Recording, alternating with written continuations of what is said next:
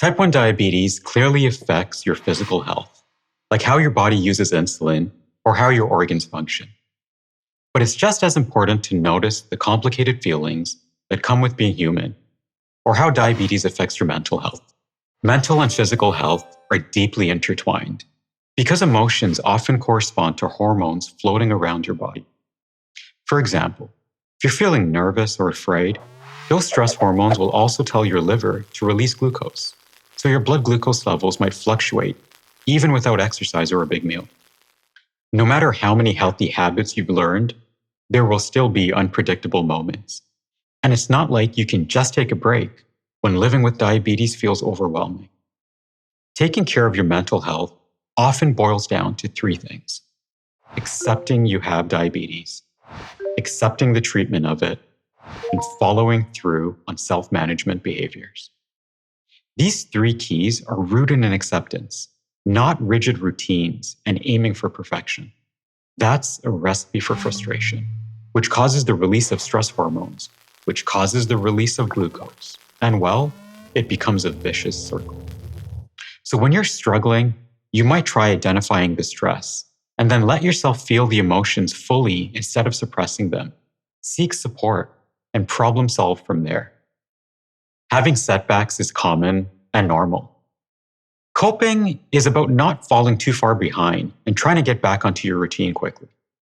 Most people figure out different ways to cope as they live their lives, and finding the path that works for you is important. Taking care of your body when you have type 1 involves learning about yourself and a lot of careful thought about eating, exercising, monitoring blood glucose, and administering insulin. And motivation to do anything, especially all that work, is easier if you connect with what you value the most. Stick with me here. Say you value knowledge. After all, you're watching a video series about type 1 diabetes. Instead of saying, how do I stick with good management habits? A more motivating question might be, how can I use knowledge about type 1 to learn more about the natural patterns of my body? Or say you value something else, like plain old fun. Instead of saying, carb counting sucks the fun out of eating, but how do I force myself to do it? You might try reframing your motivation as, how can I plan my meals so my blood sugars fluctuate less so I enjoy eating? Of course, any change is hard.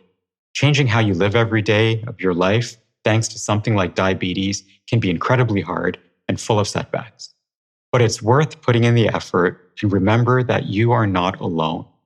Diabetes, like any major life change, can be incredibly tough to do alone. Leaning on your care team or loved ones when you need a little extra help can make all the difference in your mental and physical health. And just like it's never too late to start learning a new hobby, whether you're playing the drums or learning a new sport, it's never too late to start fresh with safe type 1 management habits. No matter what your last choice was, your next choice can be made with diabetes in mind. So recheck your basal and bolus doses. Pay attention to nutrition or exercise, or whatever in your life might be making you anxious. Life is one big experiment anyway, where we're all learning about ourselves and each other, and type 1 diabetes is just part of the journey. Here are 4 key takeaways. Good mental health involves accepting your diabetes, accepting the treatment of it, and being ready to follow through on self-management behaviors. Your mental health can directly affect your physical health. Focus on your core values to help stay motivated. Diabetes management is imperfect, and ups and downs are part of the journey. It's never too late to start fresh with basal and bolus doses and build healthier habits. Sometimes you need a reset to dig yourself out of the frustration. We hope you found this episode helpful. Thanks for watching.